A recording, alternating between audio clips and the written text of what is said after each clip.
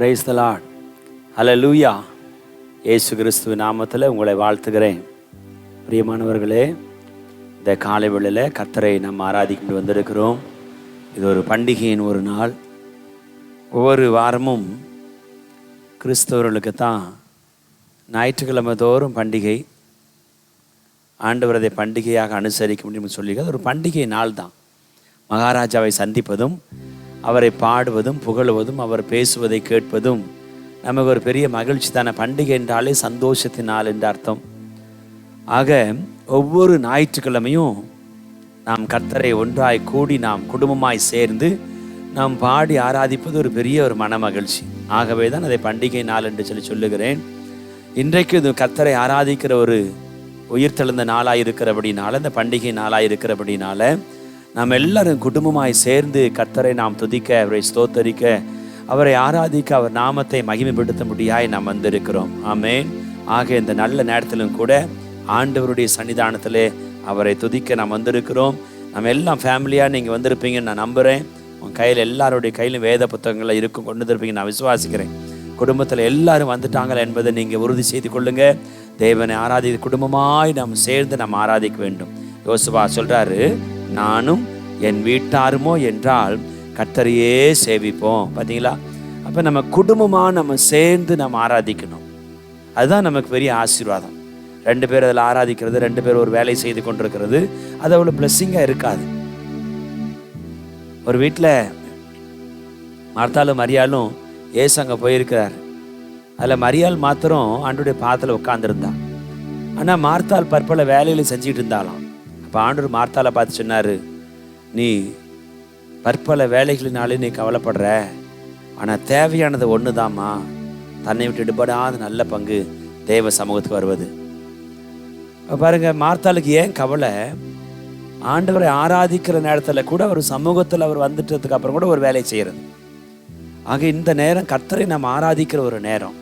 அதனால் அவங்க எல்லா வேலையும் ஒதுக்கி வச்சுட்டு ஒரு 1.5 மணி நேரம் ஆண்டவருடைய சமூகத்தில் நம்ம காத்திருந்து நாம் ஆராதிக்க போகிறோம். அப்படியே கண்களை மூடலாமா? எல்லாரும் அப்படியே கண்களை மூடு. நல்ல ஸ்தோத்திரங்களை எடுங்க பார்க்கலாம். பரிசுத்தமுள்ள பிதாவே, உம்மை துதிக்கிறோம், ஸ்தோத்திரிக்கிறோம். தேவனே, உம்மை துதித்து உம்மை ஸ்தோத்திரிக்கிறோம். ஆண்டவரே, நல்ல துதிங்க, நல்ல வாய்களை திறந்து ஆண்டவரே இந்த நாளுக்காக ஸ்தோத்திரம், இந்த காலை வேளைக்காக உம்மை துதித்து உம்மை ஸ்தோத்திரிக்கிறோம். இரக்கமுள்ளவரே, பரிசுத்தமுள்ளவரே, சர்வ வலிமையுள்ள தேவனே, எல்லா நாமத்திற்கு மேலாய் உயர்ந்த நாமத்தை உடைய எங்கள் அன்பு தெய்வமே, கோடான கோடி ஸ்தோத்திரங்களை சொல்லி நாங்கள் ஜெபிக்கிறோம். இயேசு மகாராஜா, உமக்கு நாங்கள் நன்றி பலிகளை செலுத்துகிறோம். தேவாதி தேவனை துதிக்கிறோம், ராஜாதி ராஜாவை துதிக்கிறோம், கர்த்தாதி கர்த்தரே துதிக்கிறோம், காருண்ய தேவனை துதித்து ஸ்தோத்தரிக்கிறோம். கருணையின் ஆண்டவரே, உமக்கு நன்றி சொல்றையா, உமக்கு நன்றி, உமக்கு நன்றி, உமக்கு நன்றி.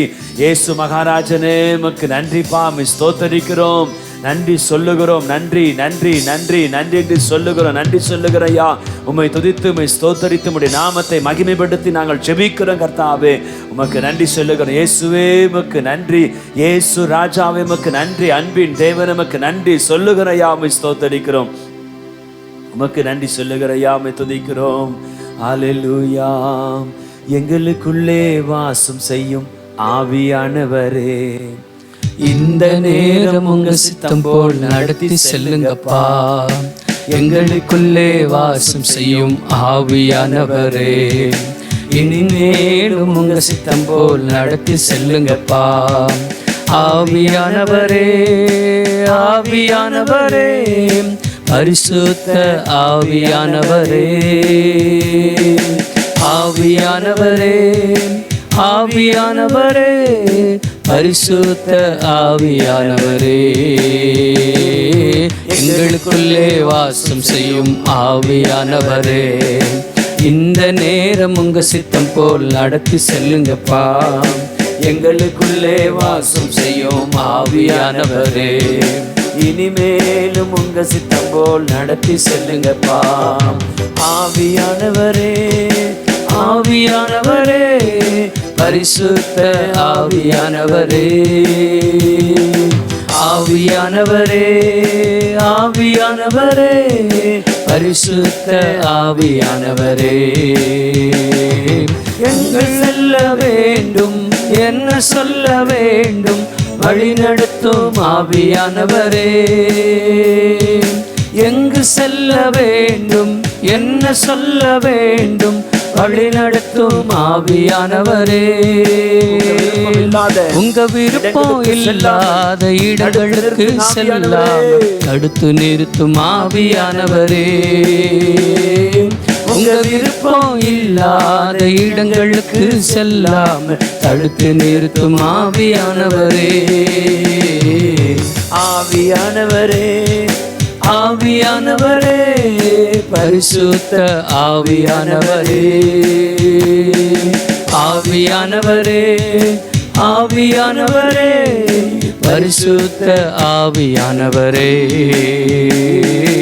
எங்களுக்குள்ளே வாசம் செய்யும் ஆவியானவரே. இந்த நேரம் உங்க சித்தம் போல் நடத்தி செல்லுங்கப்பா. எங்களுக்குள்ளே வாசம் செய்யும் ஆவியானவரே. இந்நேரம் உங்க சித்தம் போல் நடத்தி செல்லுங்கப்பா. ஆவியானவரே, ஆவியானவரே, பரிசுத்த ஆவியானவரே. ஆவியானவரே, ஆவியானவரே, பரிசுத்த ஆவியானவரே. பரிசுத்தமுள்ள பிதாவே, இயேசு கிறிஸ்துவின் நாமத்தில் நாங்கள் உம்மை துதித்து உம்மை ஸ்தோத்தரித்து உம்முடைய நாமத்தை நாங்கள் மகிமைப்படுத்தி நாங்கள் ஜெபிக்கிறோம். அருமையான இந்த நல்ல நேரத்திற்காக ஸ்தோத்திரம். கிருபை எங்களை சூழ்ந்து கொள்ளட்டும் என்று சொல்லி ஜெபிக்கிறோம். உன்னதமான உம்முடைய கரத்துக்கு ஒப்பு கொடுக்கிறோம். ஆண்டவர் எழுந்தருளுவீராக, தமது வல்லமை நீர் விளங்க பண்ணுவீராக என்று சொல்லி நாங்கள் ஜெபிக்கிறோம். இயேசு ராஜா, உன்னத கரத்துக்கு ஒப்பு கொடுக்கிறேன். இரத்த கோட்டைகள் கர்த்தர் மறைத்துக் கொள்ளுவீராக என்று சொல்லி நாங்கள் ஜெபிக்கிறோம். அருமையான இந்த நல்ல காலை நேரத்திற்காய் ஸ்தோத்திரம். அன்று பாடல் நேரத்திலையும் ஆராதனை நேரத்திலையும் ஆவியானவர் இடைபடுவீராக. எங்களுக்கு வேண்டிய வார்த்தைகளை பரிசுத்த ஆவியானவர் எங்களுக்கு தரும்படி ஜெபிக்கிறேன்.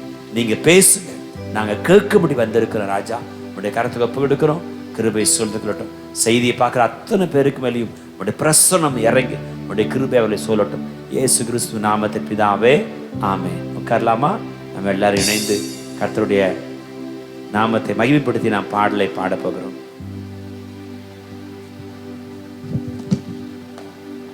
நல்ல கரங்களை தட்டி உற்சாகமாய் உன்னத பாடல் புத்தகத்தில் 232வது பாடல். என்றும் ஆனந்தம் என் இயேசு தருகிறார், நான் துதிப்பேன் துதிப்பேன் துதித்து கொண்டே இருப்பேன்.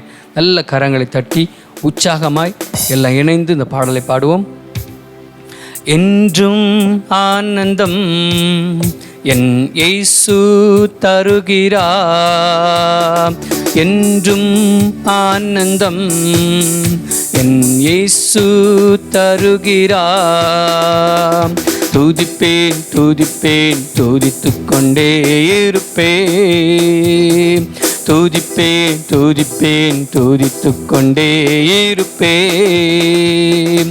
அல்லேலூயா ஆனந்தமே, அல்லேலூயா பேரின்பமே, அல்லேலூயா ஆனந்தமே, அல்லேலூயா பேரின்பமே. துதிப்பேன் துதிப்பேன் துதித்து கொண்டே இருப்பேன், உம்மை துதிப்பேன் துதிப்பேன் துதித்து கொண்டே இருப்பேன். உன்னத மறைவில் வல்லவர் நிழலில் என்றும் தங்குவேன், உன்னத மறைவில் வல்லவர் நிழலில் என்றும் தங்குவேன். தேவனை நோக்கி அடைக்கல்ல பாரின் என்றே சொல்லுவேன், தேவனை நோக்கி அடைக்கல்ல பாரின் என்றே சொல்லுவேன். அல்லேலூயா ஆனந்தமே, அல்லேலூயா பேரின்பமே. நல்ல கைகளை தட்டி ஆனந்தமே, அல்லேலூயா பேரின்பமே. துதிப்பேன் துதிப்பேன் துதித்து கொண்டே இருப்பேன், உம்மை துதிப்பேன் துதிப்பேன் துதித்து கொண்டே இருப்பேன். தமது சிறகால் என்னை மூடி காத்து நடத்துவார். தமது சிறகால் என்னை மூடி காத்து நடத்துவார். அவரது வசனம் ஆவியின் பட்டயம் எனது கேடகம். அவரது வசனம் ஆவியின் பட்டயம் எனது கேடகம். அல்லேலூயா ஆனந்தமே, அல்லேலூயா பேரின்பமே, அல்லேலூயா ஆனந்தமே பேரின்பமே. துதிப்பேன் துதிப்பேன் துதித்துக் கொண்டே இருப்பேன். நல்ல கைகளை தட்டி உற்சாகமாய் துதிப்பேன் துதிப்பேன் துதித்துக் கொண்டே இருப்பேன். வழிகளில் எல்லாம் என்னை காக்கும் தூதர்கள் எனக்குண்டு. வழிகளில் எல்லாம் என்னை காக்கும் தூதர்கள் எனக்குண்டு. பாதம் கள்ளில் மோதாமல் காத்தும் கரங்களில் ஏந்துவார். பாதம் கள்ளில் மோதாமல் காத்தும் கரங்களில் ஏந்துவார். அல்லேலூயா ஆனந்தமே, அல்லேலூயா பேரின்பமே, அல்லேலூயா ஆனந்தமே பேரின்பமே. உம்மை துதிப்பேன் துதிப்பேன் துதித்துக் கொண்டே இருப்பேன். துதிப்பேன் துதிப்பேன் துதித்துக் கொண்டே இருப்பேன். சிங்கத்தின் மேலும் பாம்பின் மேலும் நடந்தே செல்லுவே. விசுவாசத்தோடு பாடுவோமா? தின்மேலும் பாம்பின் மேலும் நடந்தே செல்லுவே. சாத்தானின் சகல வலிமையை வெல்லும் அதிகாரம் எனக்குண்டு. சாத்தானின் சகல வலிமையை வெல்லும் அதிகாரம் எனக்குண்டு. அல்லேலூயா ஆனந்தமே, அல்லேலூயா பேரின்பமே, அல்லேலூயா ஆனந்தமே பேரின்பமே. உம்மை துதிப்பேன் துதிப்பேன் துதித்துக் கொண்டே இருப்பேன். உம்மை துதிப்பேன் துதிப்பேன் துதித்துக் கொண்டே இருப்பேன். தேவனை சார்ந்து வாழ்கின்ற எனக்கு என்றும் விடுதலை. தேவனை சார்ந்து வாழ்கின்ற எனக்கு என்றும் விடுதலை. அவரது நாமம் அறிந்த எனக்கு அவரே அடைக்கலம். அவரது நாமம் அறிந்த எனக்கு அவரே அடைக்கலம். அல்லேலூயா ஆனந்தமே, அல்லேலூயா பேரின்பமே, ஆனந்தமே, அல்லேலூயா பேரின்பமே. துதிப்பேன் துதிப்பேன் துதித்துக் கொண்டே இருப்பேன். உம்மை துதிப்பேன் துதிப்பேன் துதித்துக் கொண்டே இருப்பேன்.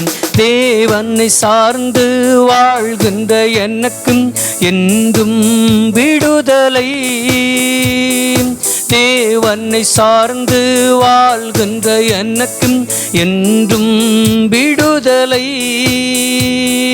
அவரது நாமம் அறிந்த எனக்கும் அவரே அடைக்கலம். அவரது நாமம் அறிந்த எனக்கும் அவரே அடைக்கலம். அல்லேலூயா ஆனந்தமே, அல்லேலூயா பேரின்பமே, அல்லேலூயா ஆனந்தமே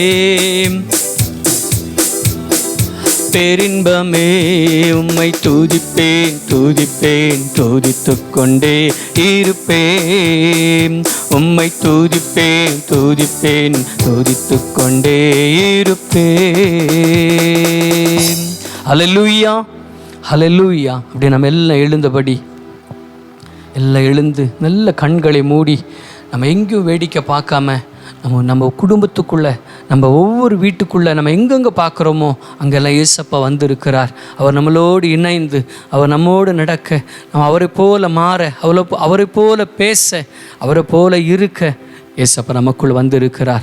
அவர் நல்லவர். எல்லாம் எழுந்து தகப்பனே இந்த ஓய்வு நாளுக்காக நன்றி சொல்லுகிறோம். இந்த உன்னதமான நாளுக்காக தகப்பனே நாங்கள் நன்றி சொல்லுகிறோம். அப்பா இந்த லாக்டவுன் பீரியடிலும் தகப்பனே இந்த நேரத்திலும் எங்களை போஷித்து எங்களை பாதுகாத்து எங்களை வழிநடத்தி வந்த தகப்பனுக்கு கொடான கொடி ஸ்தோத்திரம். அப்பா நன்றிகளை ஏறெடுக்கிறோம். இது ஆண்டவரே நாங்கள் கூடியிருக்கிறோம் குடும்பமாய், ஒரு நபர்களாய், 2 பேராய், 3 பேராய், 4 பேராய் நாங்கள் குடும்பமாய் கூடியிருக்கிறோம்ப்பா. எங்கள் மத்தியில் வாங்க அப்பா. தகப்பனே மேட்டிமையா இராத படி அப்பா எப்போது பயந்து இருக்க, உமக்கு முன்பாக பயத்தோடு இருக்க, கர்த்தருக்கு பயந்து இருக்கிற ஒரு பழக்கம் எங்களுக்கு உண்டாகட்டும்ப்பா, எனக்கு உண்டாகட்டும்ப்பா. நன்றி சொல்லுகிறோம்ப்பா. நன்றி நன்றி தகப்பனே, மக்கு நன்றி. உண்மை உள்ளவரே மக்கு நன்றி சொல்லுகிறோம் அப்பா. நன்றி நன்றி ராஜாமை துதிக்கிறோம் துதிக்கிறோம் துதிக்கிறோம் அப்பா. என்னை நீரப்பும் ஏசு தெய்வமே, இன்று நீரப்பும் முந்தன் ஆவியாம். என்னை நீரப்பு ஏசு தெய்வமே, இன்று நீரப்பும் முந்தன் ஆவியாம். தேற்றளவாளன் பரிசுத்த ஆவிம் தேற்றிட வாருமே. தேற்றளவாளன் பரிசுத்த ஆவிம் தேற்றிட வாருமே. ஆற்றலை கொடுத்து அன்பாள் நிரப்பும் ஆவியே வாருமே. ஆற்றலை கொடுத்து அன்பாள் நிரப்பும் ஆவியே வாருமே. என்னை நீரப்போ ஏசு தெய்வமே, இன்று நீரப்பும் முந்தன் ஆவியால். வாஞ்சையை கேட்போமா? நீரப்பும் ஏசு தெய்வமே, இன்று நீரப்பும் முந்தன் ஆவியாம். வாரங்களை கொடுத்து வாழ்வை அளிக்கும் வல்லலே வாருமே. வாரங்களை கொடுத்து வாழ்வை அளிக்கும் வல்லலே வாருமே. கனிகளால் நிரப்பி காயங்கள் ஆற்றும் கருணையே வாருமே. கனிகளால் நிரப்பி காயங்கள் ஆற்றும் வாருமே. என்னை நீரப்போ ஏசு தெய்வமே, இன்று நீரப்போ முந்தன் ஆவியாம். ஏசு தெய்வமே, இன்று நீரப்போ முந்தன் ஆவியாம். கோவங்கள் போக்கி சுவாபங்கள் மாற்றும் சாந்தமே வாருமே. கோவங்கள் போக்கி சுவாபங்கள் மாற்றும் சாந்தமே வாருமே. பாவங்கள் கழுவி பரிசுத்தமாக்கும் பரமனே வாருமே. பாவங்கள் கழுவி பரிசுத்தமாக்கும் பரமனே வாருமே. என்னை நீரப்போ ஏசு தெய்வமே, இன்று நீரப்போ முந்தன் ஆவியாம். என்னை நீரப்போ ஏசு தெய்வமே, நீரப்போ முந்தன் ஆவியா. தேற்றளவாளன் பரிசுத்த ஆவி தேற்றிட வாருமே. வாஞ்சையோடு கேட்போமா? வாழன் பரிசுத்த ஆவி தேற்றிட வாருமே. ஆற்றலை கொடுத்து அன்பால் நிரப்பும் ஆவியே வாருமே. ஆற்றலை கொடுத்து அன்பால் நிரப்பும் ஆவியே வாருமே. அசைவாடும் தேவாவியே, தூய்மையின் தேவாவியே, அசைவாடும் தேவாவியே, தூய்மையின் தேவாவியே, இடம் அசைய என் உள்ளம் நிரம்ப இறங்கி வந்தீரே. அல்லேலூயா. இடம் அசைய என் உள்ளம் நிரம்ப இறங்கி வந்தீரே. துடைத்திடுமே கண்ணீரெல்லாம் கிருபையின் போர்க்கரத்தாம், நிரப்பிடுமே நீரெல்லாம் கிருபையின் போர்க்கரத்தாம், துடைத்திடுமே ஆனந்தத்தால் மகிழ்வுடன் துதித்திடவே. நிரப்பிடுமே ஆனந்தத்தால் மகிழ்வுடன் நிரப்பிடவே. அசைவாடும் தேவாவியே, தூய்மையின் தேவாவியே, அசைவாடும் தேவாவியே, தூய்மையின் தேவாவியே, இடம் அசைய என் உள்ளம் நிரம்ப இறங்கி வந்தீரே. அல்லேலூயா. இடம் அசைய என் உள்ளம் நிரம்ப இறங்கி வந்தீரே. வெள்ளநடைய நிரப்பிடுமே வெள்ளத்தினாவியே, வெள்ளநடைய நிரப்பிடுமே வெள்ளத்தினாவியே, கனமடைய ஊற்றிடுமே ஞானத்தினாவியே, கனமடைய ஊற்றிடுமே ஞானத்தினாவியே. அசைவாடும் தேவாவியே, தூய்மையின் தேவாவியே, அசைவாடும் ஆவியே, தூய்மையின் தேவாவியே, இடம் அசைய என் உள்ளம் நிரம்ப இறங்கி வந்தீரே. அல்லேலூயா. இடம் அசைய என் உள்ளம் நிரம்ப இறங்கி வந்தீரே. அல்லேலூயா, அல்லேலூயா, அல்லேலூயா, அல்லேலூயா, அல்லேலூயா, அல்லேலூயா, அல்லேலூயா, அல்லேலூயா, அல்லேலூயா, அல்லேலூயா, அல்லேலூயா, அல்லேலூயா,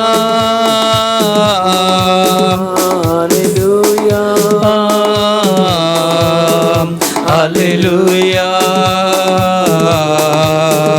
அல்லேலூயா, அல்லேலூயா, அல்லேலூயா, அல்லேலூயா, அல்லேலூயா. கண்மலையானவரே, என்னை காக்கும் தெய்வம் நீரே, எந்தன் கண்மலையானவரே, என்னை காக்கும் தெய்வம் நீரே. வல்லமை மாட்சிமை நிறைந்தவரே, மகிமைக்கு பாத்திரரே, வல்லமை மாட்சிமை நிறைந்தவரே, மகிமைக்கு பாத்திரரே. ஆராதனை உமக்கே, ஆராதனை உமக்கே, ஆராதனை உமக்கே, ஆராதனை உமக்கே,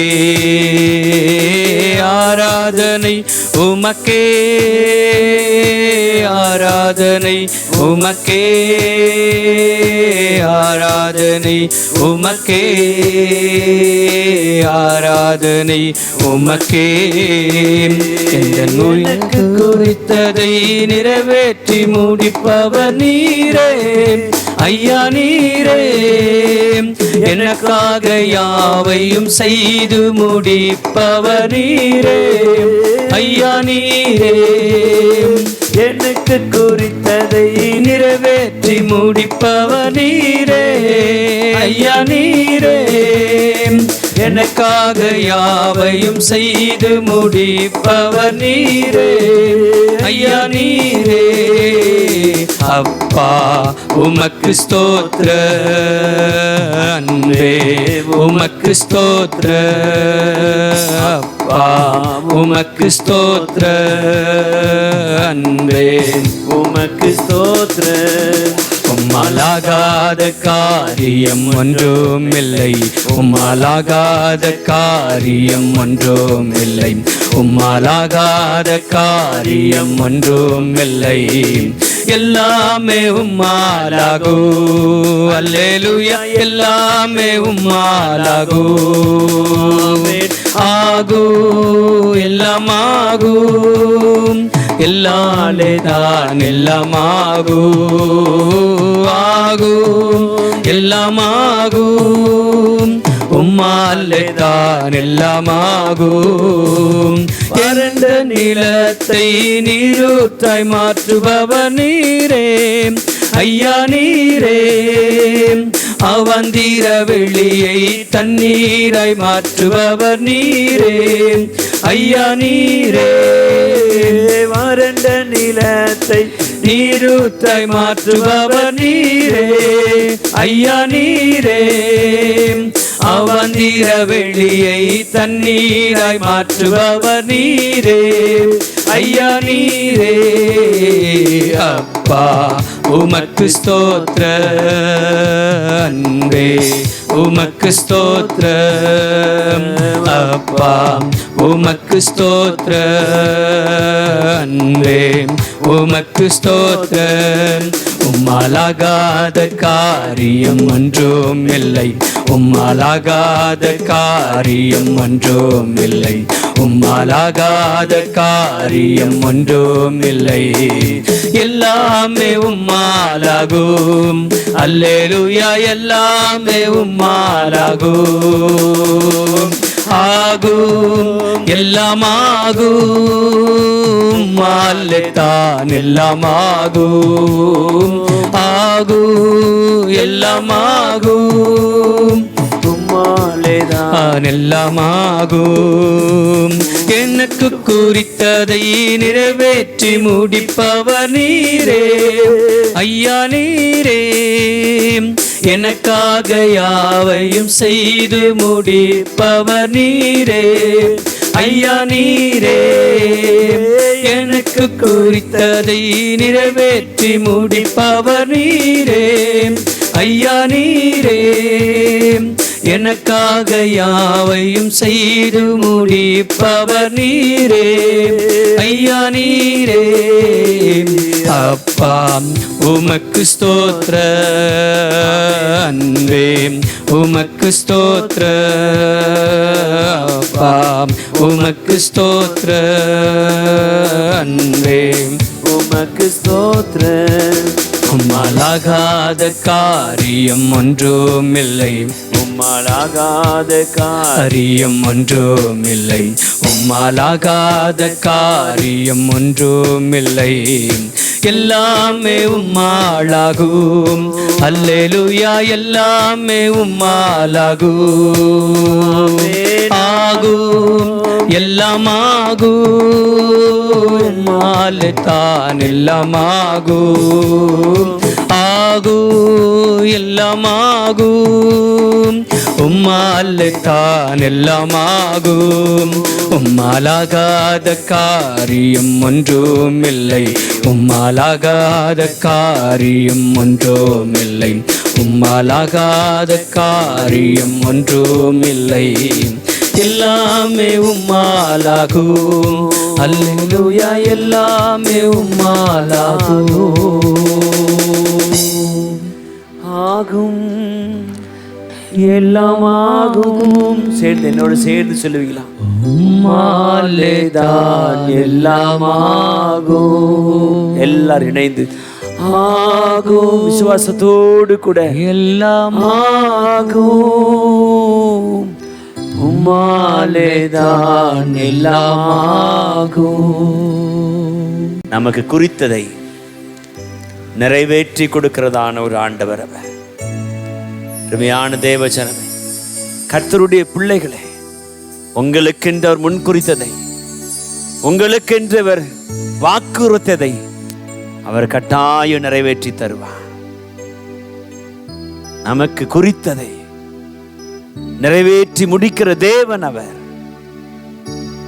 ஆகவே சோர்ந்து போய்விடாதீங்க, துவண்டு போய்விடாதீங்க. நமக்கென்று அவர் முன்குறித்ததை நிறைவேற்றி தருவார்.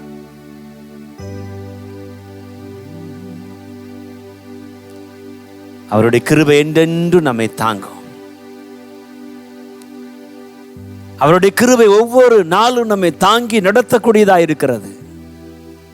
உடைந்து போன நேரங்களிலே, சோர்ந்து போன நேரங்களிலே, உபத்திரவத்தின் பாதையிலே பயணிக்கிற நேரங்களிலே, வாழ்க்கையை வனாந்தரமாகிவிட்டது என்று எண்ணுகிற சூழல்ல அவருடைய கிருபை நம்மை தாங்கக்கூடியது.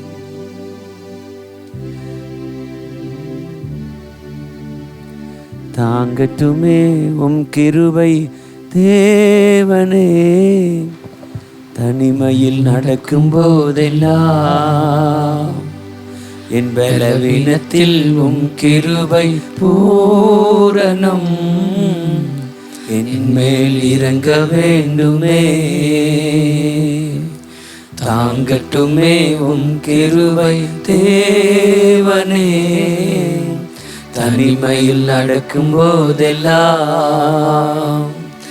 என் பலவீனத்தில் உம் கிருபை பூரணம் என் மேல் இறங்க வேண்டுமே. தனிமையை நினைத்து அழும் நேரமெல்லாம் தகப்பனை உம் கிருபை தாங்கணுமே. தனிமையை நினைத்து அழும் நேரமெல்லாம் தகப்பனை உம் கிருபை தாங்கணுமே.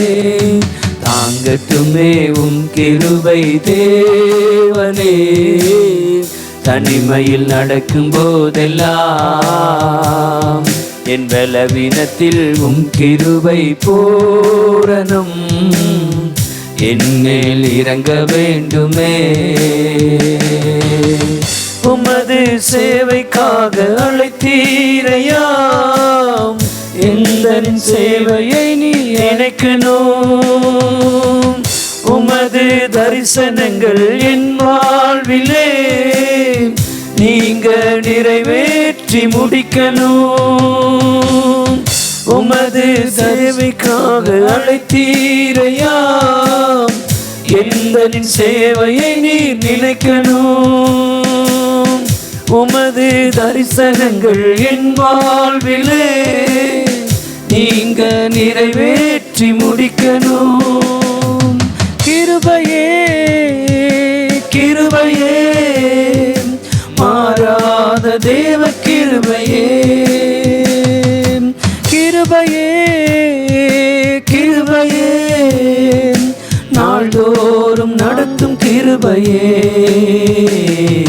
தாங்கட்டுமே உம் கிருபை தேவனே, தனிமையில் நடக்கும் போதெல்லாம் என் பலவீனத்தில் உம் கிருபை பூரணம் என் மேல் இறங்க வேண்டுமே. தாங்கட்டுமே உம் கிருபை தேவனே, தனிமையில் நடக்கும் போதெல்லாம் என் பலவீனத்தில் உம் கிருபை பூரணம் என் மேல் இறங்க வேண்டுமே. தனிமையை நினைத்து அழும் நேரமெல்லாம் தகப்பனே உம் கிருபை தாங்கணுமே. தனிமையை நினைத்து அழும் நேரமெல்லாம் தகப்பனே உம் கிருபை தாங்கணுமே. தாங்கட்டுமே உம் கிருபை தேவனே, தனிமையில் நடக்கும் போதெல்லாம் என் பலவீனத்தில் உம் கிருபை பூரணம் என் மேல் இறங்க வேண்டுமே. தனிமையை நினைத்து அழுகிற நேரமெல்லாம்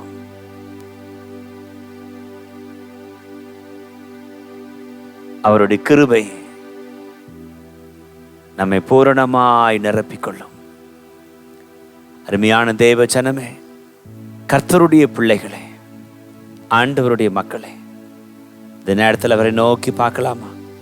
ஆண்டவர், என்னுடைய ஆவி ஆத்ம சரீரத்தை முழுவதும் உடைய கருத்தில் ஒப்பு கொடுக்கின்றாடி. நீங்கள் எங்களோடு கூட பேசுங்க. உடைய உன்னத கருத்துக்கு ஒப்பு கொடுக்கிறோம். கிருபை சூழ்ந்து கொள்ளட்டும். இயேசு கிறிஸ்துவின் நாமத்தில் பிதாவே, ஆமேன் ஆமேன். உட்காரலாமா? கொஞ்ச நேரம் கர்த்தருடைய வார்த்தையை நாம் கேட்கும்படியாய் கடந்து வந்திருக்கிறோம். ஆண்டவர் அவர் நம்மோடு கூட பேசுவதற்கு அவர் எப்பொழுதும் ஆயத்தம் உள்ளவராயிருக்கிறார். அல்லேலூயா சொல்லுங்க பார்க்கலாம். அல்லேலூயா. நாம் கேட்பதற்கு நாம் ஆயத்தமாயிருப்போமானால் அவர் பேசுவதற்கு ஆயத்தம் உள்ளவராயிருக்கிறார். கர்த்தருடைய வார்த்தையை கேட்பதற்கு நீங்களும் நானும் ஆயத்தமுள்ளவர்களாக சனிக்கிழமையே நாம் ஆயத்தமாகிவிட வேண்டும். தேவனுடைய வார்த்தை கேட்பதற்கு, மகாராஜாவினுடைய வார்த்தை கேட்பதற்கு நாம் சனிக்கிழமையே நாம் ஆயத்தமாகி கர்த்தருடைய வார்த்தையை நாம் கேட்கும் பொழுது அது நமக்கு மிகுந்த ஒரு ஆசீர்வாதமாய் மாறிவிடும். இன்றைக்கும் ஒரு புதிய ஒரு வார்த்தையோடு கூட உங்களுடைய சமூகத்தில் நான் வந்து நிற்பதிலே பெரும் மகிழ்ச்சி அடைகிறேன். ஆண்டவர் இன்றைக்கும் எனக்கு ஒரு வார்த்தையை தந்திருக்கிறார். நான் உங்களோடு பேசுவதற்கு சந்தோஷமாய் ஆயத்தமாய் நான் வந்திருக்கிறேன். நீங்கள் எல்லாரும் கேட்க நீங்கள் ஆயத்தமாய் இருக்கிறீர்கள் நம்புகிறேன். இதற்கு ஆதாரமாக 2 நாளாகமும் 27ஆம் அதிகாரத்தை நாம் திருப்பி வைத்துக் கொள்ள போகிறோம். திருப்பி கொள்ளலாமா? எல்லாம் வேத புஸ்தகம் கொண்டு வந்துட்டீங்களா? எல்லாரும் வேத புஸ்தகத்தை பாருங்கள். எல்லாரும் வேத புஸ்தகத்தை பாருங்கள். வேத புஸ்தகத்தை பாருங்கள் பார்க்கலாம். 2 நாளாகமும் 27ஆம் அதிகாரம் 6வது வசனத்தை வாசிக்கலாமா? 2 Chronicles chapter 27 verse 6. யோதாம் தன் வழிகளை தன் தேவனாகிய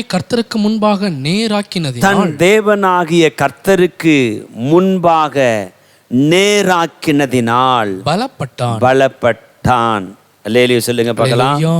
இது கர்த்தருக்கு நேராக நாம் வழியை நாம் திருப்பும் பொழுது நாம் பலப்படுவோம். அப்போ நாம் வழியை கர்த்தருக்கு நேராக்குவோம் என்கிற ஒரு தலைப்பில் நான் உங்களோடு பேசுகிறேன். நீங்கள் உங்களுக்கு எப்படி அதில் தலைப்பை வைத்துக்கொள்ள முடியுமோ, உங்களுக்கு விருப்பமா அப்படி நீங்கள் வைத்துக்கொள்ளுங்க. யோதாம் பலப்பட்டான். அவன் பலப்பட்டதின் நோக்கம் என்ன? பலப்பட்டான். அப்படி கூட நீங்கள் உங்களுக்கு அது பிடிச்சிருந்தா நீங்கள் அப்படி கூட என்ன பண்ணலாம், வைத்துக்கொள்ளுங்க. நம்முடைய வழிகளை நாம் தேவனுக்கு நேராக்க வேண்டும். யோதாமை குறித்து இவன் இஸ்ரவேல் தேசத்தை எருசலேம் தேசத்தை கிட்டத்தட்ட 16 வருடங்கள் இவன் அரசாண்டதாக சொல்லப்படுகிறது. இவனுடைய 25வது வயதிலே இவன் எருசலேமிலே ராஜாவாக மாறுகிறான். 16 ஆண்டுகள் அந்த பட்டணத்தை அவன் அரசாட்சி செய்தான் என்று சொல்லி நாம் வாசிக்கிறோம். 1வது வசனத்திலே நாம் வாசிக்கிறோம்.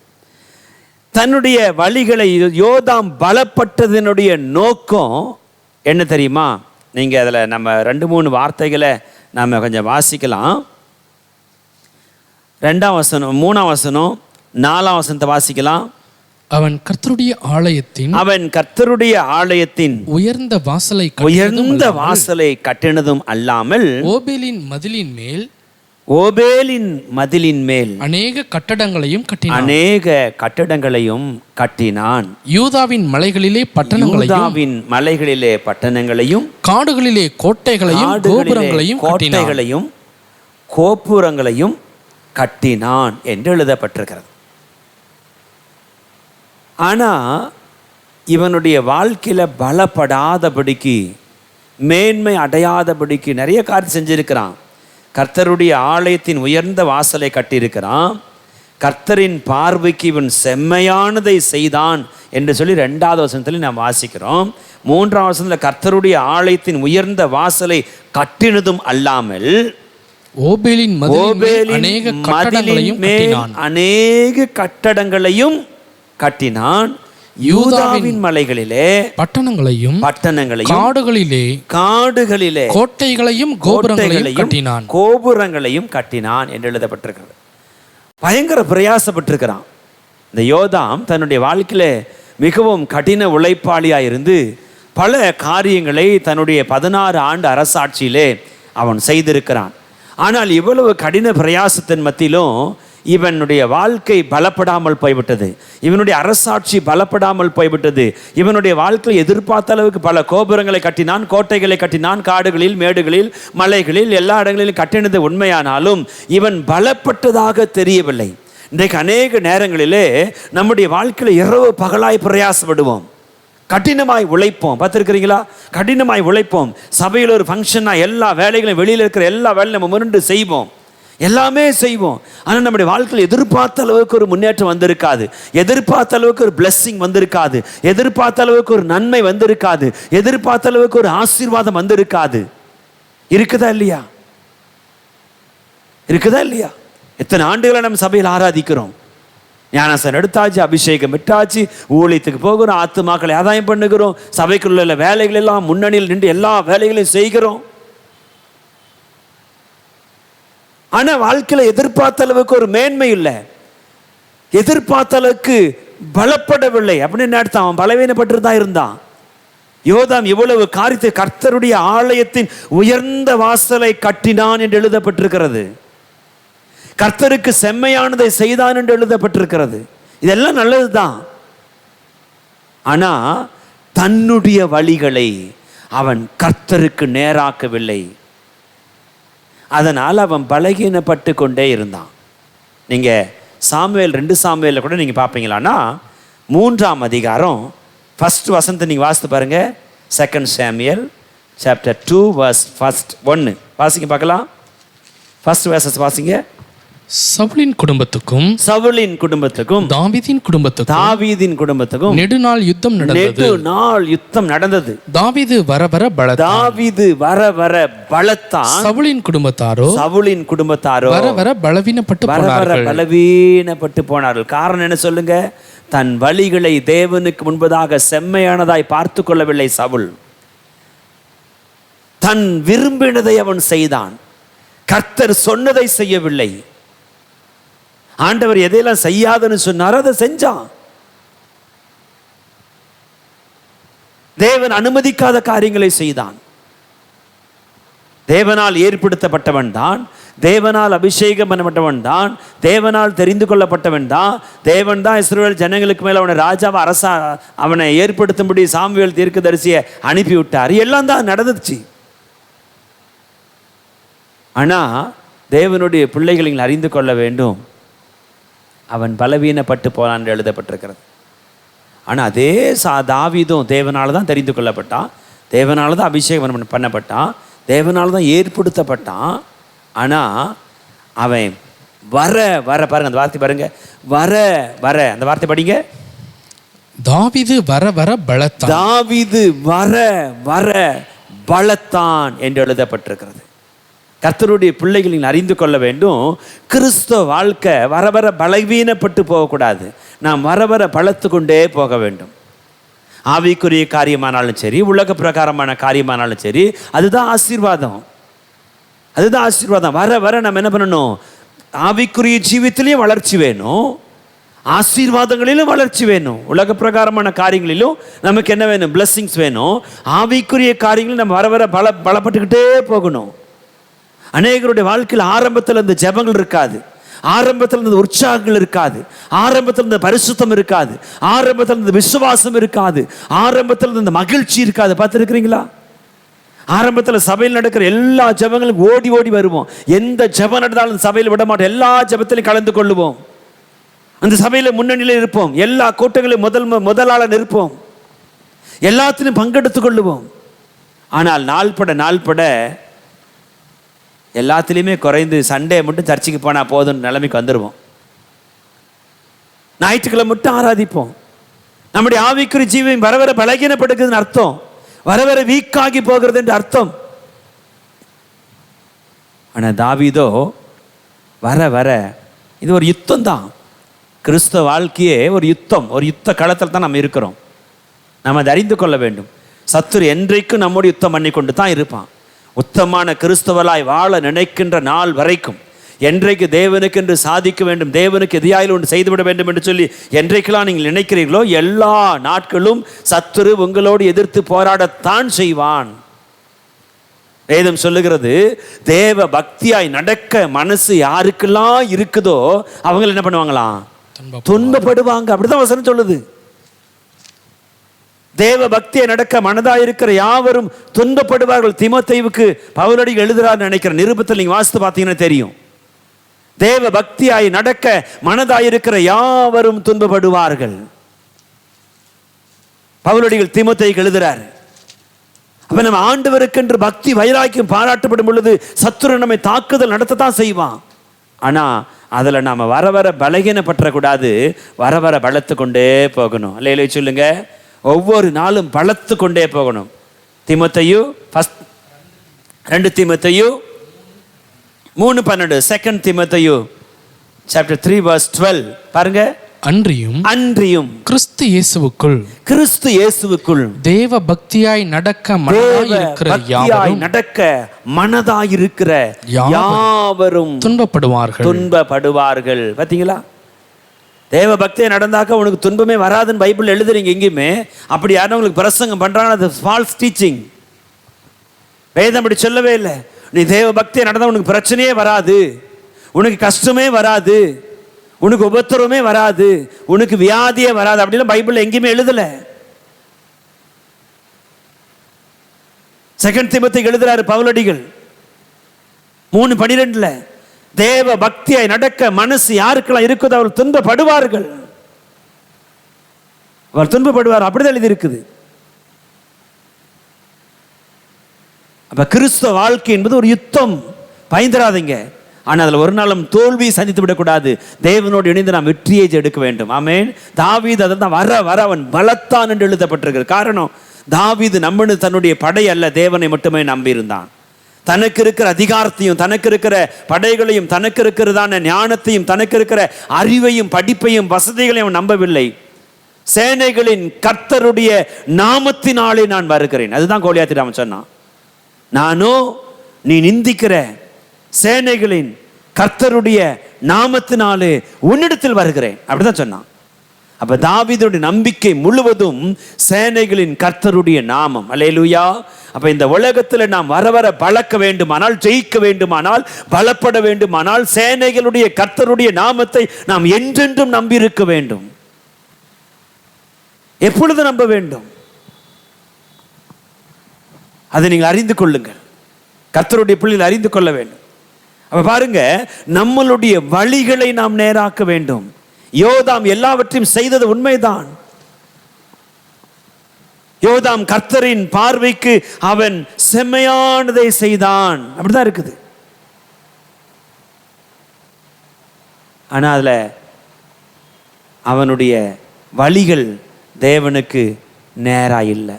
என்னது அவர் நடந்திருக்குது? 2ஆம் வசனத்தில் எழுதப்பட்டிருக்குது, வாசிக்கலாம். அவன் தன் தகப்பனாகி உசியா செய்தபடி எல்லாம் கர்த்தரின் பார்வைக்கு செம்மையானதை செய்தான். கர்த்தரின் பார்வைக்கு செம்மையானதை செய்தான். நம்மள அந்த இதுக்கு மேல வேற என்னங்க வேணும்? ஆண்டவருடைய பார்வைக்கே நான் எல்லாம் செம்மையதானே செய்யறேன். நான் இங்க சர்ச்சில் வந்து செய்யற வேலையெல்லாம் கர்த்தருடைய பார்வைக்கு சரியானதா தானே நான் செய்யறேன். நம்ம அப்படிதான் நினைக்கிறோம். ஆனா என்ன நடக்குது? ஆனாலும் அவனை போல கர்த்தரின் ஆலயத்திற்குள் பிரவேசியாது இருந்தான். என்ன செஞ்சிருக்கிறான்? என்ன செஞ்சிருக்கிறான்? சொல்லுங்க பார்க்கலாம். சொல்லுங்க, என்ன செஞ்சிருக்கிறான்? கர்த்தருடைய ஆலயத்திற்குள் பிரவேசியாது இருந்தான். கர்த்தருடைய ஆலயத்திற்குள் அவன் பிரவேசிக்கவில்லை. பார்த்தீங்களா? எல்லாம் செஞ்சாங்க, ஆலயத்துக்கு எல்லாமே செஞ்சான். கர்த்தரின் பார்வைக்கு செம்மையானதை செஞ்சான். கர்த்தருடைய வாசலை தூக்கி கட்டுறான், யூதா பட்டணங்களில் கட்டுறான். நிறைய ஏகப்பட்ட காரியங்கள் என்ன பண்ணுறான்? அந்த கர்த்தருடைய ஆலயத்தின் உயர்ந்த வாசலை கட்டினதும் அல்லாமல் அவன் ஓபேலின் மதில் மேல் அநேக கட்டிடங்களை கட்டினான். யூதாவின் மலையில் பட்டணங்களையும் காடுகளிலே கோட்டைகளையும் கோபுரங்களையும் கட்டினான். பயங்கர கட்டின உழைப்பாளியாக தான் இருந்திருக்கிறான். ஆனால் ஆலயத்திற்கு போவதற்கு அவனுக்கு மனமில்லை. மீதியெல்லாம் செஞ்சான், கர்த்தருடைய பார்வைக்கு எல்லாம் சரியாக தான் செஞ்சான், தப்பாக எதுவுமே அவன் செய்யலை. ஆனால் தேவனுடைய ஆலயத்திற்குள் போவதற்கு அவனுக்கு மனமில்லை. நீங்கள் நிறைய பேர் பார்த்துருக்குறீங்களா? ஞாயிற்றுக்கிழமை சபைக்கு வருவாங்க, எல்லாமே வெளி அந்த சர்ச்சில் வந்த உடனே என்ன பண்ணுவாங்கன்னா, ஃப்ரண்ட்டில் வந்து உட்காரவே மாட்டாங்க. எப்போ பார்த்தாலும் வெளியில் உட்காந்துருப்பாங்க. பார்த்துருக்குறீங்களா? சபைக்குள்ளே வரமாட்டாங்க. அது சரியான ஒரு ஒழுங்கு அல்ல. வெளியவே உக்காந்துக்கிட்டு வெளியவே வேடிக்கை பார்த்துக்கிட்டு. ஆனால் ஞாயிற்றுக்கிழமை ரெகுலராக சர்ச்சுக்கு வருவாங்க. எந்த பிரசங்கியார் வந்தாலும் அங்கே போனீங்கன்னா அந்த சர்ச்சில் ஏதாவது வெளி வேலைகளை பார்க்குறதுல ரொம்ப உற்சாகமாக இருப்பாங்க. பார்த்துருக்குறீங்களா? சபை அதுவும் பார்க்கணுங்க, அதை இல்லைன்னு சொல்லலை, அதையும் பார்க்கணும், பார்த்தா தான் நடக்கும். ஆனால் அதில் ஆர்வம் இருக்காது. கர்த்தருடைய செய்தியை கேட்கணும், கர்த்தரை ஆராதிக்கணும், கர்த்தரை பாடணும், கர்த்தரை துதிக்கணும், உள்ளேருந்து கர்த்தருடைய வார்த்தையை கேட்கணும், அந்த எண்ணங்கள்லாம் இருக்காது. எப்போ வந்தாலும் சபைக்கு வெளியில் என்ன வேலை இருக்குது, உள்ளே இருக்கிறதுல கலந்துக்குள்ள ஆர்வம் இருக்காது. இந்த ஆராதனை நேரத்தில் கூட ஆள் மட்டும் ஆராதிக்கிற மாதிரி இருக்கான, கண்ணை திறந்துட்டு எங்கேயும் வெளியே வேடிக்கை பார்த்துட்டே இருப்போம். ஆலயத்துக்குள்ள வரல. சிலர் சபைக்குள்ளே தான் இருப்பாங்க, ஆனால் ஆராதனை நேரத்தில் கூட பக்கத்தில் குழந்தைகிட்ட பேசிகிட்டு இருப்பாங்க, பக்கத்தில் செல்ஃபோனை பார்த்துட்டு இருப்பாங்க. பிரசங்க நேரத்தில் பாட்டு புத்தகம் திருப்பிட்டு இருப்பாங்க, பாட்டு நேரத்தில் பைபிளை திருப்பிட்டு இருப்பாங்க, ஜெபிக்கலான்னும் போது பைபிளை படிப்பாங்க, படிக்கலாம் மட்டும் கண்ணை மூடி பார்த்துட்டு இருப்பாங்க. இவங்கெல்லாம் சபைக்கு வெளியே இருக்கிற ஆட்கள். யோதாம் செய்த ஒரு தவறு, ஆனாலும் அவங்க அப்பாவை போல அவனை போல கர்த்தரின் ஆலயத்திற்குள்ள பிரவேசிக்காதிருந்தான். இதனால ஜனங்கள் இன்னும் தங்களை கெடுத்துக் கொண்டிருந்தார்கள். ஆலயத்துக்குள்ள போனா தானே என்ன செய்யணும்னு அவனுக்கு தெரியும், அப்பதானே மக்களுக்கு போய் அவன் சொல்ல முடியும். பள்ளிக்கூடத்துக்கு போனா தானே பாடம் நான் படிக்க முடியும். இப்போ ஒரு டீச்சர் இருக்கிறாங்கன்னா, ஒரு ஸ்கூலில் ஒரு டீச்சர் இருக்கிறாங்கன்னா, அவங்க முதலாவது அந்த பாடத்தை படிக்கணும். அப்போ தான் அடுத்து அவங்க ஸ்டூடெண்ட்டு சொல்லிக் கொடுக்க முடியும். பாடத்தையே படிக்காமல் பிள்ளைகளுக்கு எப்படி சொல்லிக் கொடுக்க முடியும்? அப்போ யோதாம் ஆலயத்துக்குள்ளே போனால் தான் ஜனங்களை எப்படி நடத்த வேண்டும், எப்படி அவருக்கு ஆலோசனை கொடுக்கணும், எப்பொழுது சத்துரு வருவான், எங்கே எதிரி வருவான், எப்போ யுத்தம் பண்ணணும், எப்படி யுத்தம் பண்ணணும், என்ன செய்யணும், எல்லா ஆலோசனை எங்கே கிடைக்கிறது என்றால் சபைக்கு வெளியில் இல்லை, சபைக்கு உள்ள கிடைக்கிறது. ஆக நம் சபைக்குள் இருக்க வேண்டும், ஆலயத்துக்குள் இருக்க வேண்டும், ஆலயத்துக்குள் இருக்க வேண்டும். சிலரை பாருங்க, எப்போ பார்த்தாலும் ஆலயத்துக்கு வெளியில் தான் இருப்பாங்க. ஆலயத்துக்கு என்ன செய்தி கொடுத்தாங்க தெரியாது. நீங்கள் ஆலயத்தில் வெளியில் இருக்கணும், நான் வேணான்னு சொல்லலை.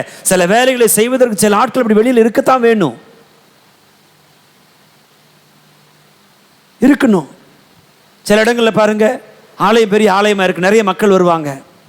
வெளியில் நிறைய ஏராளமான செருப்புகளை, காம்பவுண்ட் இல்லாமல் சபையாக இருக்கலாம், பெரிய கேட் இல்லாமல் சபையாக இருக்கலாம். வெளியில் வீதியில் சபையில் இருக்கும், வெளியில் செப்பல் விட்டு வருவாங்க, யாருன்னா வந்து 4 செப்பல் போட்டு போயிடுவாங்க. அப்போ அங்கே ஒரு ஆளை காவல் வைக்கத்தான் வேணும். ஆனால் என் வேலை செருப்பு காவலுக்காகிறத நினச்சி உட்காந்துடக்கூடாது. அங்கே உட்காந்துருந்தாலும் மனம் புறா உள்ள என்ன சொல்கிறாங்க, ஊழியக்காரர் மூலம் கர்த்தர் என்ன பேசுகிறார், அதை நாம் அறிந்து கொள்ள வேண்டும். நம்ம ஆள் வெளியிருந்தாலும் நம்ம ஆத்மாவும் நம்ம ஆவியும் சபைக்குள்ள இருக்க வேண்டும், சபையோடு இணைந்திருக்க வேண்டும், அந்த ஆராதனை இணைந்திருக்க வேண்டும், அந்த பாட்டில் இணைந்திருக்க வேண்டும், அந்த செய்தியை உள்வாங்கி கொண்டே இருக்கணும். வெளியே உட்காந்துருந்தாலும் அந்த செய்தியை உள்வாங்கி கொண்டே இருக்க வேண்டும். இவன் இந்த ஒரு தவறு தான் செஞ்சான் யோதாம், வேற ஒன்றும் பெரிய தவறு செஞ்சதெல்லாம் சொல்லப்படலை.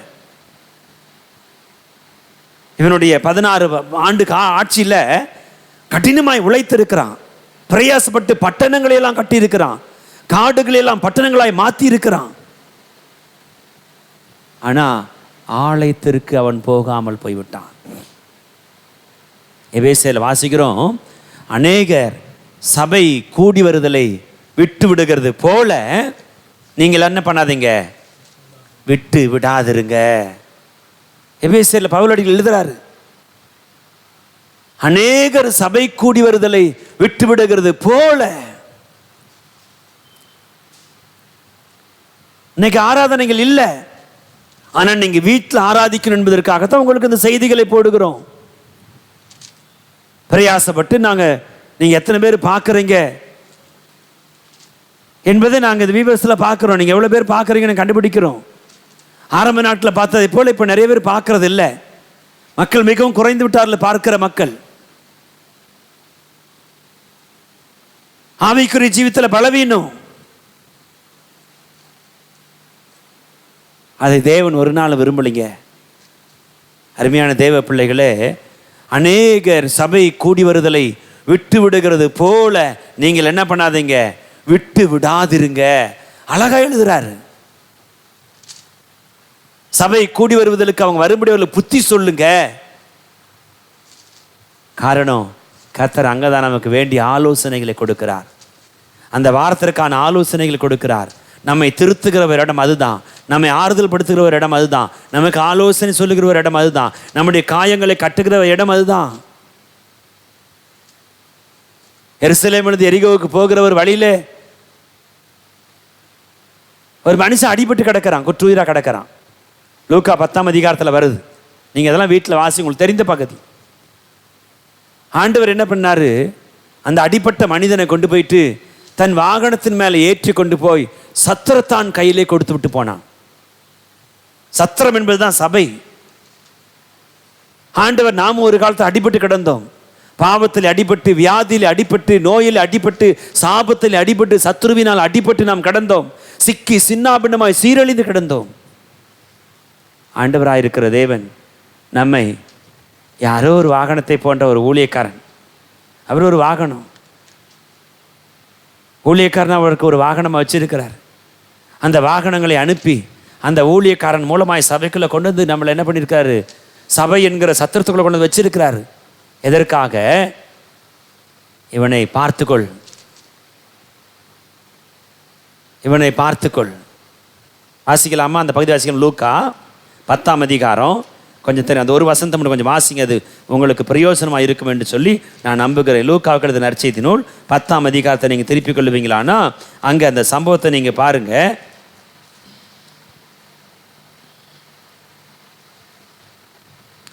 வாசிக்கலாமா? 34, 35. கிட்ட வந்து அவனுடைய காயங்களில் எண்ணெயும் திராட்சரசமும் வார்த்து காயங்களை கட்டி அவனை தன் சுய வாகனத்தின் மேல் ஏற்றி சத்திரத்துக்கு கொண்டு போய் அவனை பராமரித்தான். மறுநாளிலே நான் புறப்படும் போது 2 பணத்தை எடுத்து சத்திரக்காரன் கையில் கொடுத்து நீ இவனை விசாரித்துக்கொள், அதிகமாய் ஏதாகிலும் இவனுக்காக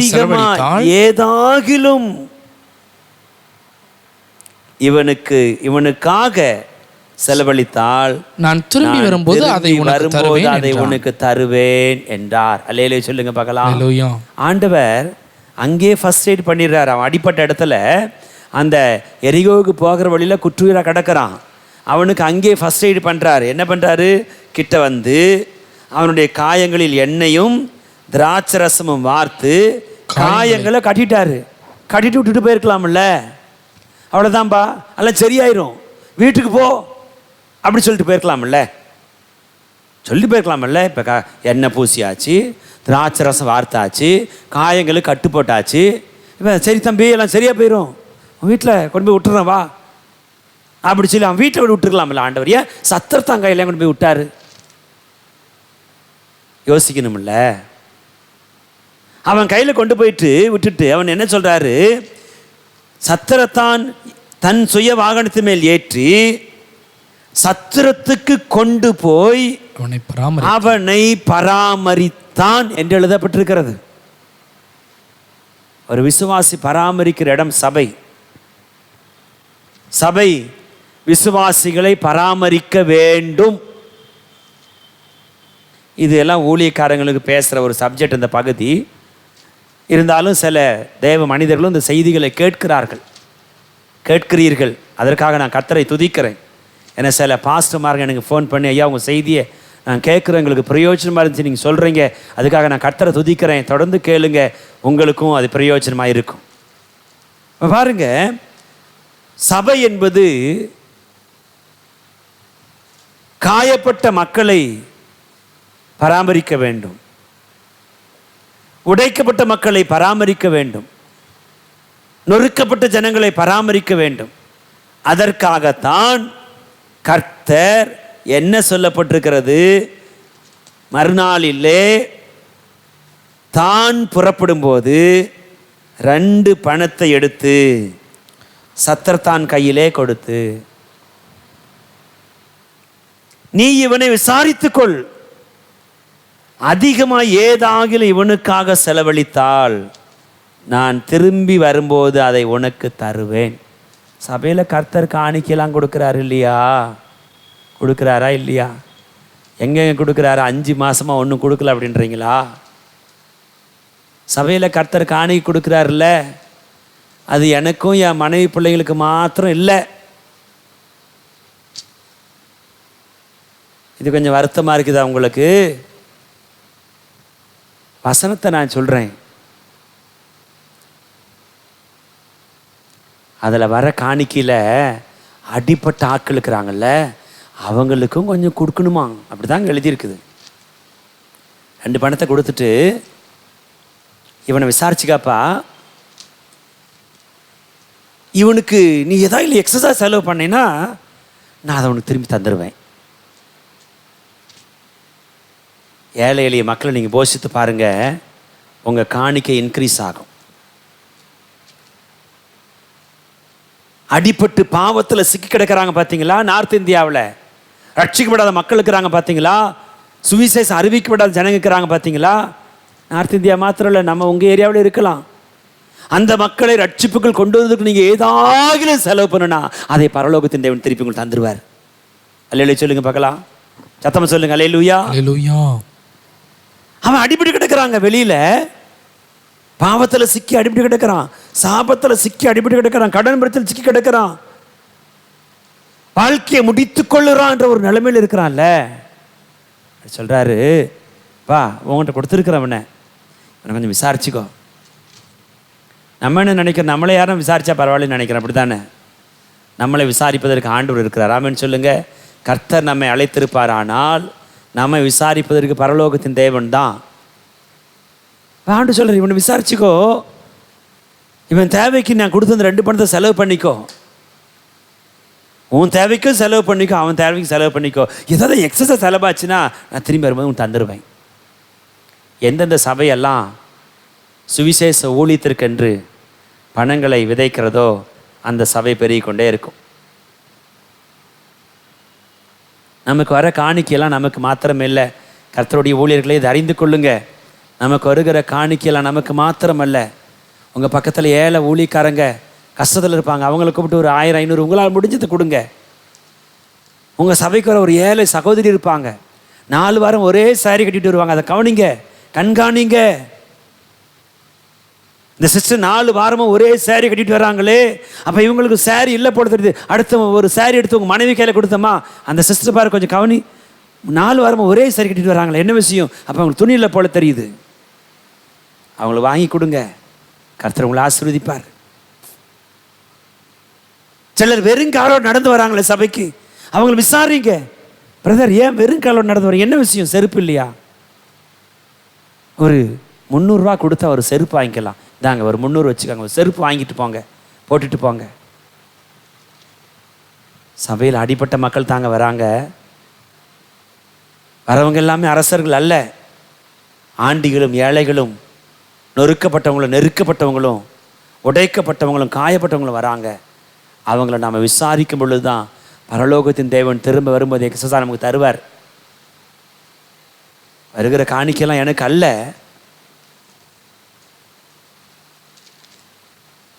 தேவாலயத்தில் பணிவிடை செய்கிறவன், பலிபீடத்திலே பணிவிடை செய்கிறவன் பலிபிடித்த குருவிலை புசிக்க வேண்டும் என்று கொரிந்தியரில் வாசிக்கிறோம், உண்மைதான். ஆனால் எல்லாமே இல்லை, எல்லாமே இல்லை.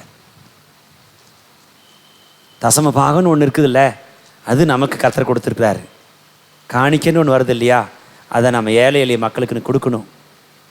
நம்ம சபை மூலம் சிறுவர் ஊழி நடக்கணும், வில்லேஜ் மினிஸ்ட்ரி நடக்கணும், விதவைகள் போஷிக்கப்படணும், திக்கற்ற கைவிடப்பட்ட ஆதரவுள்ள அனாதைகள் போஷிக்கப்படணும். இதுக்கெல்லாம் சேர்த்து தான் கர்த்தர் காணிக்க தராரு. நான் அந்த பணத்தெல்லாம் சேர்த்து வச்சு என் மனைவிக்கு நல்ல காப்பெல்லாம் வாங்கி போடவும், சின்ன செயினை மாற்றி பெரிய செயினாக போடவும், இருக்கிற வீட்டை இடித்து பெரிய வீடை கட்ட இருக்கிற அதுக்கு இல்லை. இதெல்லாம் நான் ஊழியக்காரன் கூட்டத்தில் பேச வேண்டிய ஒரு பகுதி. இருந்தாலும் இதை நான் உங்களுக்கு சொல்லுகிறேன், தேவனுடைய பிள்ளைகள் அறிந்து கொள்ள வேண்டும். பாருங்க, ஆலயம் எதற்காக? ஆலயம் எதற்காக? நீ காயப்பட்ட காயத்தை ஆற்றுவதற்கு, உன்னை விசாரிப்பதற்கு, உன் தேவை சந்திக்கப்படுவதற்கு, உனக்கு ஆலோசனை சொல்லுவதற்கு, நீ நடக்க வேண்டிய பாதை காட்டுவதற்கு. ஆனால் அந்த இடத்துக்கு யோதாம் போகாமல் போயிட்டாங்க. மீதி எல்லாமே செஞ்சான், மீதி எல்லாம் செஞ்சான். கர்த்தருடைய ஊழியத்தில் ரொம்ப வேகமாக இருந்தான். பாஸ்டரோட எல்லா இடத்துக்கும் போவான், எல்லா இடத்துக்கும் வருவான். பாஸ்டர் வேறு என்ன வேலை இருக்குது? கட்டடம் கட்டுற வேலையா நான் செய்கிறேன். சமையல் பண்ணுற வேலையா முதல்ல நான் போய் பூண்டு உரிக்கணுமா, வெங்காயம் உரிக்கணுமா, பார்த்துருக்கீங்களா? ஒரு 10 பேருக்கு சமையல் செய்வாங்க, பார்த்தா 10 ஆள் அங்கே உட்காந்துருப்பாங்க. இங்கே ஜமா நடந்துகிட்ருக்கும். ஒரு 100 பேருக்கு டீ போடுற ஒரு வேலையாக இருக்கும், ஒரு ஆளும் அங்கே டீ போட போகாது. பார்த்துருக்குறீங்களா? 100 பேருக்கு இங்கே 6 நடந்துட்டுருக்கோம். வெளியிலேருந்து பிரசங்கர் வந்திருப்பார், பாஸ்டர் உயிரை கொடுத்து ஜெபம் நடத்திட்டு இருப்பார். இவங்க ஒரு 5 பேர் அங்கே போய் நான் டீ போடுறேன் 5 பேர்ட்டாங்க. ஊரு கதையெல்லாம் பேசி தேவ பிரசங்கத்தை கெடுத்து இங்கே பிரசங்கியாருக்கு ஒன்றும் பிரசங்கம் ஓடாது. என்னமா நடக்குது அப்படின்னு நினச்சிட்டு இருப்பார். ஆனால் பார்த்தா வெளியில் எதை நடந்துட்டுருக்கோம். தயவுசெய்து அப்படி போகாதீங்க. ஒரு ஆளால் செய்ய முடிய வேலையை ஒரு ஆள் செய்யணும். ஒரு ஆளால் செய்ய முடியாது என்பது ஒரு ஆள் என்ன பண்ணலாம், உதவிக்கு கேட்டு வாங்கிக்கொள்ளலாம். ஆனால் அங்கே இருக்கிற இடத்துல நாம் கர்த்தருடைய வார்த்தையை உள்வாங்கி கொள்ள வேண்டும். அப்போ அந்த வேலையை யார் பாஸ்டர் செய்வா? அந்த வேலையை செய்யணும் பாஸ்டர், நான் இல்லைன்னு சொல்ல, செய்யணும் கண்டிப்பாக, அது ஒரு எக்ஸ்ட்ரா பிளஸ்ஸிங். ஆனால் வெளியில் இருந்து கொண்டே நம்ம இருதயமெல்லாம் உள்ள சபைக்குள்ளே இருக்க வேண்டும். வெளி வேலையில் பார்த்து கொண்டு உள்ளே இருக்கிற வார்த்தையில் யோதாம் பாருங்கள், எல்லாத்தையும் செய்தாங்க. யோதாம் எல்லாத்தையும் செய்தான். ஆனால் ஆலயத்துக்குள்ளே போகாத போயிட்டான். பார்த்தீங்களா? அதனால தான் அவனுடைய ராஜ்யம் பலவீனப்பட்டு போனது. அவன் பலவீனப்பட்டது நோக்காது தான். இன்றைக்கி நம்ம நிறைய நேரத்தில் நம்ம இன்றைக்கி ஆலயத்துக்கு போகிறதில்ல. சரியா? இன்றைக்கி எனக்கு முக்கியமான வேலை இருந்துச்சுங்க. வாழ்க்கையில் உங்களுக்கு ஒரு முக்கியமான வேலை இருக்கணும். என்ன வேலையாக தான் இருக்குன்னு தெரியுமா? சொல்லுங்கள் பார்க்கலாம். ஞாயிற்றுக்கிழமை ஒரு கிறிஸ்தவனுக்கு இருக்கிறதுலையே முக்கியமான ஒரு வேலை அப்படின்னு என்ன வேலை தான்? கர்த்தரை ஆராதிக்கிற வேலை தான். அதுக்கு மேல முக்கியமா ஒரு வேலை நீ உனக்கு இருக்கக்கூடாது. ஞாயிற்றுக்கிழமை ரட்சிக்கப்பட்ட ஒரு மனிதனுக்கு ஒரு முக்கியமான ஒரு வேலை இருக்க வேண்டுமானால் அது என்ன வேலையா தான் இருக்குன்னா அன்னைக்கு சர்ச்சுக்கு போகிற வேலை தான். அதை காட்டிலும் வேற ஒரு முக்கியமான வேலை இருக்கக்கூடாதுங்க உனக்கு. அப்படி இருந்தால் உன் வாழ்க்கையில் பலகீனப்பட்டு போயிடுவேன். நீ ஆசீர்வாதம் அடைய முடியாது. யோதாம் கஷ்டப்பட்டான். எல்லாம் கட்டின காடெல்லாம் மேடாக்கின, மேடெல்லாம் காடாக்கி எல்லாம் கிராமத்தில் பட்டணமாக்கினா, மலைகளெல்லாம் பட்டணங்கள் ஆக்கினா. ஆனால் வாழ்க்கை பலப்படலை. ஏன் தெரியுமா? வேலை வேலை வேலை வேலை வேலை வேலை அதிலே போயிட்டான். அதனால் அவனுக்கு ஆராதிக்க நேரம் இல்லை, சபைக்குள் வந்து உட்கார நேரம் இல்லை, தேவ செய்தியை கேட்க நேரம் இல்லை, வேதத்தை படிக்க நேரம் இல்லை, உபவாசம் பண்ண நேரம் இல்லை. அதனால் அவன் பலவீனப்பட்டிருந்தான். கடைசியாக யோதாம் கண்டுபிடிச்சிக்கிட்டான். வாசிக்கலாம் நம்ம கடைசியாக நம்ம இந்த வசந்த வாசத்தை முடிக்கலாம். 2 நாளாகும் 27:6. நான் இதோட நான் நிறைவு செய்கிறேன். நிறையா உங்களுக்கு சொல்லணுன்னு இருக்கிறேன். ஆனால் இது யூடியூப் செய்தி ஆனதுனால உங்களுக்கு இது போதும். இதில் இன்னும் நிறைய தொடர்ச்சிகள் இருக்குது. நான் இதை உங்களுக்கு நான் பேச விரும்பினாலும் இதோட நான் நிறுத்தி கொள்கிறேன். 2 நாளாகும் 27:6 நம்ம திரும்ப ஒரு முறை கூட நம்ம வாசிக்கலாம். யோதாம் தன் வழிகளை தன் தேவனாகிய கர்த்தருக்கு முன்பாக நேராக்கினதினால், யோதாம் தன் வழிகளை தன் தேவனாகிய கர்த்தருக்கு முன்பதாக நேராக்கினதினால் பலப்பட்டான். இன்னைக்கு நாம் மற்றவங்க வழிகளை நேராக்க முயற்சி பண்ணுவோம், நம்ம வழியை நேராக்க மாட்டோம். நம்ம வழியை நேராக்க யாருன்னா சொன்னாலும் கேட்க மாட்டோம், அவங்கள பரம விரோதியாக பார்ப்போம். ஆமாம் தானே?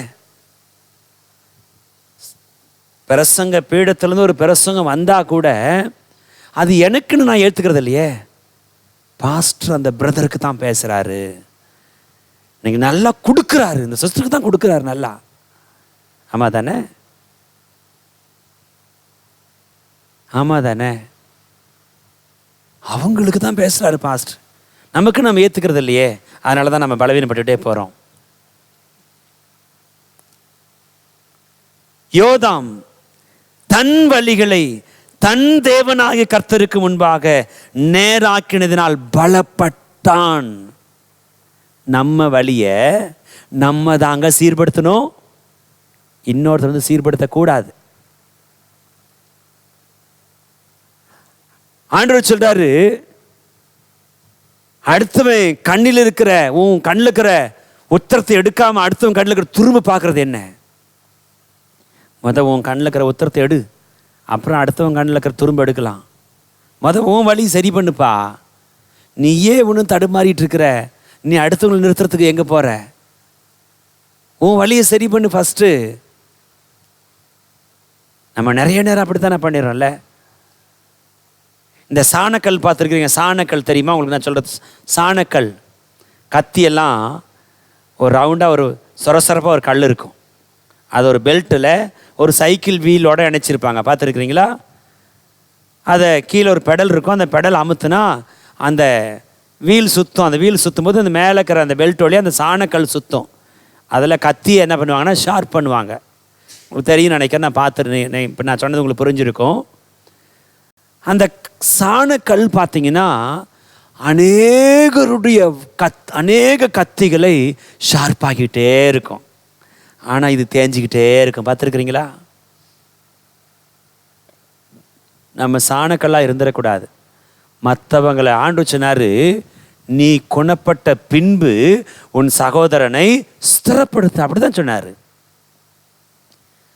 மற்றவங்களெல்லாம் சரிப்படுத்திட்டு நீ சாணக்கல் மாதிரி ஒன்றுமில்லாத ஓஞ்சி அழிஞ்சு ஒளிஞ்சு போயிரு அப்படின்னு சொல்லலை. சாணக்கல் பாருங்க, நூற்றுக்கணக்கான கத்திகளை ஷார்ப்பாக்கிறோம், ஷார்ப்பாக்கி மற்ற கத்திகளை ஷார்ப்பாகிட்டேக்கும், இது தேஞ்சிக்கிட்டே போகும். இவ்வளோ பெரிய கல்லாக இருந்தது தேஞ்சு இவ்வளோ வந்துடும், அதுக்கப்புறம் அது எங்கே போயிடும்? குப்பைக்கு போயிடும். நம்ம சாணக்கல்லாக இருந்துடக்கூடாது, மற்றவங்களையும் ஷார்ப்பாக்கணும், என்னையும் நான் ஷார்ப்பாக்கி கொள்ள வேண்டும். அதுக்கு தான் ஆலயம், அதுக்கு தான் ஞாயிற்றுக்கிழமை ஆராதனை, அதுக்கு தான் ஆலயத்துக்குள்ள வரணும், ஆலயத்தில் வந்து ஜெபிக்கணும். இன்னைக்கு சண்டே சர்வீஸ், நமக்கு ஆராதனை இல்லாட்டினாலும் யூடியூப்ல செய்தி வருது, பாஸ்டர் பேசுறாங்க, அந்த வார்த்தையை நீங்க கேட்கணும். கேட்டு இந்த வார்த்தையின்படி நான் வாழ்ந்து கொண்டிருக்கிறேனா? என் வாழ்க்கையில் தடுமாற்றம் இருக்கிறதா? என்னுடைய வாழ்க்கை சரியா இருக்கிறதா? தேவனுக்கு முன்பதாக என் வழிகள் சரியா இருக்கிறதா? சீர்பெற்றிருக்கிறதா? இன்றைக்கு கேட்டு சத்தியத்தின்படி நான் வாழ்ந்து கொண்டிருக்கிறேனா?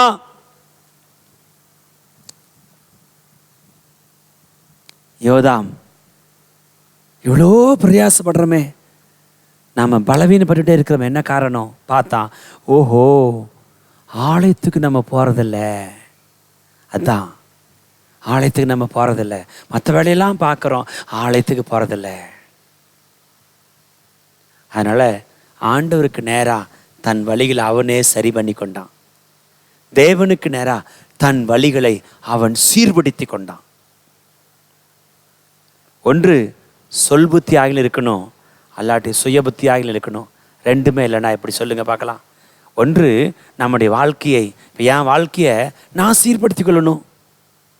நான் சீர்படுத்தலைன்னா எனக்கு சின்னவங்களோ பெரியவங்களோ எனக்கு ஒரு ஆலோசனை கொடுக்குறாங்கன்னா அதை நான் ஏற்றுக்கொள்ளணுமே. ரெண்டுமே இல்லைன்னா எப்படி? அப்போ நம்மை சரிப்படுத்துவதற்கு தான், நம்மை தீட்டுவதற்கு தான், நம்மை பக்குவப்படுத்துவதற்கு தான் கர்த்தர் ஆலயத்தை வைத்திருக்கிறார். அதனால எப்போதும் ஆலயத்துக்கு வெளியில் இருக்காதீங்க, எப்போதும் ஆலயத்துக்குள்ள இருங்க. யோதாம் செய்த ஒரே ஒரு தவறு, ஆகவே அவன் பலவீனப்பட்டிருந்தான். அதை ஆராய்ந்தான், தன் வழிகளை ஆராய்ந்தான். ஏன் ஏன் என்ன காரணம் உட்காந்து யோசித்தான். நான் இந்த இடத்துல தவறு பண்ணுறேன். உடனே அதை சரி பண்ண ஆரம்பித்தான். தன் வழிகளை, அந்த வசனம் அழகாக இருக்குது, எனக்கு ரொம்ப பிடிச்சிருந்துச்சு அந்த வார்த்தை. யோதாம் தன் வழிகளை தன் தேவனாகிய கர்த்தருக்கு முன்பாக என்ன பண்ணிட்டானா? என்ன பண்ணிட்டான்? நேராக்கிட்டான். இவ்வளோ நாள் கோணையாக இருந்துச்சு, அப்போ இப்போ நேராக்கிட்டான். எங்கெங்கெல்லாம் நம்ம வாழ்க்கை மேடு பள்ளமாக இருக்குது, எங்கெங்கெல்லாம் கோணையாக இருக்குது, எங்கெங்கெல்லாம் சரியில்லை, அதை நம்ம நேராக்கிட்டோம்னா நம்ம வாழ்க்கையிலையும் வர வர பலப்பட்டு நாம் ஒரு மகிமையான பாத்திரங்களாய், தேசத்துக்கு ஆசீர்வாதமான பாத்திரங்களாய் நாம் மாறிவிட முடியும். கண்களை மூடலாமா? பரலோகத்தின் பிதாவே, இயேசு கிறிஸ்துவின் நாமத்தில் நாங்கள் ஜெபிக்கிறோம். யோதாமை குறித்து ஆண்டவரே நாங்கள் பார்த்தோம். அன்பு தெய்வம், கிருபையாய் நீர் இறங்கி எங்களுக்கும் எங்களுடைய வழிகளை சீர்படுத்தி கொள்ள அந்த இருதயத்தை, அந்த உணர்வை எங்களுக்கு தாரும் என்று சொல்லி ஜெபிக்கிறோம். எந்தெந்த பகுதியில் நாங்கள் சீர்கெட்டு கிடக்கிறோமோ, சரியற்று இருக்கிறோமோ, அந்த பகுதிகளை சீர்படுத்தி கொள்வதற்கு பரலோகத்தின் தேவன் எங்களுக்கு கிருபை தாரும் என்று சொல்லி ஜெபிக்கிறோம்.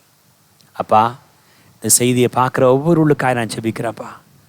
பலகீனப்பட்ட மக்கள் ஒருவர்கள் இருக்கலாம், அவர்களை பலப்படுத்த கர்த்தர் கிருபைகளை தருவீராக என்று சொல்லி ஜெபிக்கிறோம். நீர் எங்களுக்கு கற்றுக் கொடுத்த பாடங்களுக்காக ஸ்தோத்திரம். நீர் சொல்லிக் கொடுத்த வார்த்தைகளுக்காக ஸ்தோத்திரம்.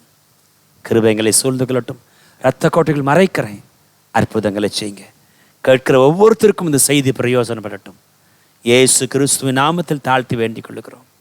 ஜீவனும் பரிசுத்தமும் நல்ல பிதாவே, ஆமென். நம்முடைய கர்த்தராய் இருக்கிற இயேசு கிறிஸ்துவனுடைய கிருபையும், பிதாவாய் இருக்கிற தேவனுடைய அன்பும், பரிசுத்த ஆவியானவருடைய அந்நியோனி ஐக்கியமும், வழிநடத்துதலும், சந்தோஷமும், சமாதானமும் நம் அனைவரோடு கூட இன்றும் என்றும் கர்த்தர் வருகை மட்டும் தங்கி நிலைத்திருப்பதாக. ஆமென், ஆமென். என் ஆத்துமாவே கர்த்தரை ஸ்தோத்திரி, என் மேலுள்ளமே அவர் பரிசுத்த நாமத்தை ஸ்தோத்திரி. என் ஆத்துமாவே கர்த்தரை ஸ்தோத்திரி, கர்த்தர் செய்த சகல உபகாரங்களையும் மறவாதே.